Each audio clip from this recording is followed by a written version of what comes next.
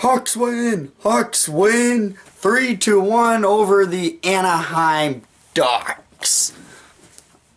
Well, thank you for coming to the live stream tonight. Did for the game. First time doing a live stream during a game. Tell me how you felt if you were there about it. If I might do it again. Depends on what type of game and if I can. But that was fun to do. Just put a comment down below what you thought about that. And I might continue doing them. But the Hawks won 3-1 over the Anaheim Ducks.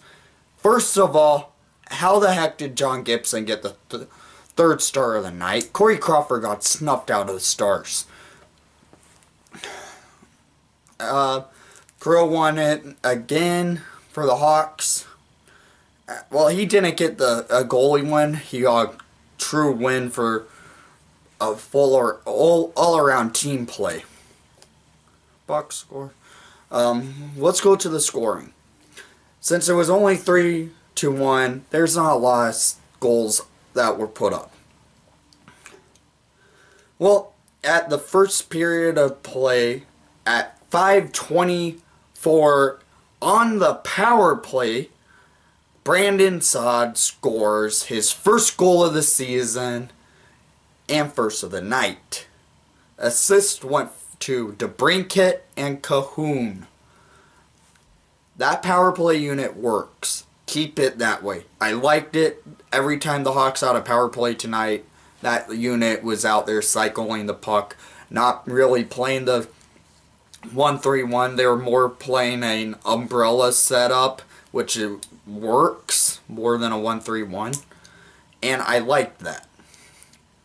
But since there was no other goal after that, after the Brandon Saad goal, let's take a look at the shot difference.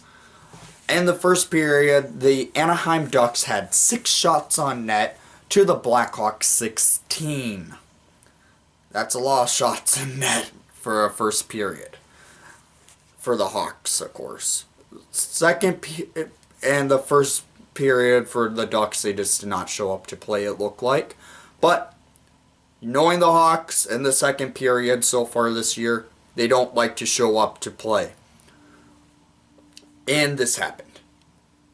A pass, Jonathan Toews tried to pass the puck to Eric Gustafsson when the Hawks and Ducks were on a 4-on-4.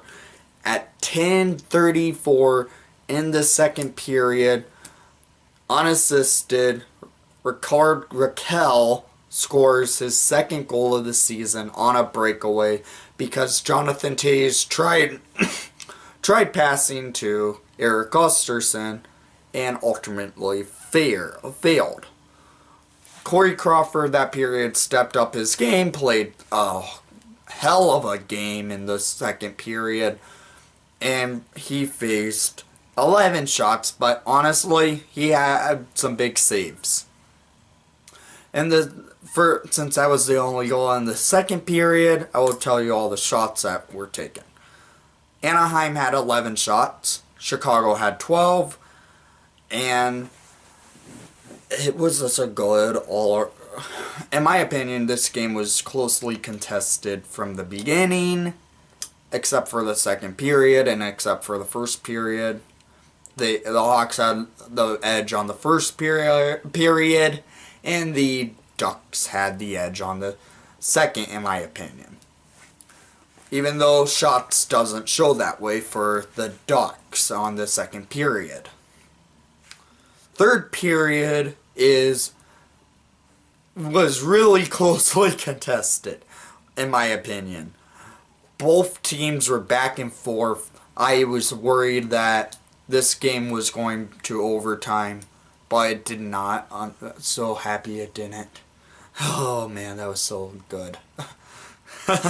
Okay, well, to take the lead for the Hawks to get the game-winning goal, ultimately get the game-winning goal, Patrick Kane snipes one past John Gibson from a great pass from Eric Gustafsson, and the other assist went to Brent Seabrook. that play works out. Kane and Gusterson has perfect chemistry together, it seems like. They're together whenever a good play happens. Last year it happened quite a bit with them. And I love how they have great chemistry together when they're on the ice together. They find each other perfectly in spots that you don't even think is going to work. But since the game went, since the Hawks scored on an empty net, Brandon Saad scored his second goal of the game, and it was a shorthanded goal. Ducks had 6 attackers on ice to the Hawks having 4. Saad's goal ended up being unassisted at 19:26 in the third period, and the penalty was from Marcus Kruger. This is one thing that worried me. Anaheim, I thought, scored to tie the game in the third period on that power play they had, because the puck did get across Corey Crawford, but Ryan Kessler had a high stick and actually batted it in. No goal. I love it. Because I hate Ryan Kessler. I think everyone hates Ryan Kessler, in my opinion. It seems like that. So, Marcus Kruger, again, he had 2 stupid penalties this game. 2 games in a row, Kruger gets sent to the box 2 times. He's up to 4 penalties so far. Actually, he's up to 6 penalties so far this season. That's not good, Kruger. When you're one of our top PKers, keep out of the box, bud. So, after all, shooting-wise, the Hawks had 38 shots on net to Anaheim's 25. In my opinion, John Gibson, since he's got the loss and honestly led in 2 goals, Corey Crawford should get the first start, but I understand why, because of how many shots he faced. But all around, this was a good game. Hawks with Corey Crawford, looked confident out there. They looked like they did not want to be stupid with the puck, and except for in parts of the second period, because that's what they do so far this year. And it was just a fun game. Great back and forth hockey.